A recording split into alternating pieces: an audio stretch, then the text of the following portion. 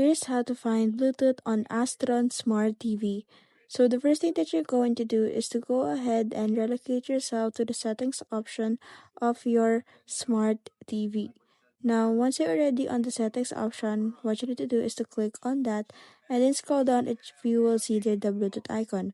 If not, you can just go ahead and click on the more options that is located once again at the very bottom. Now, afterwards, what you need to do is to go ahead and search for the Bluetooth options, and then you will see there the Bluetooth. And what you need to do is to go ahead and click on that as well.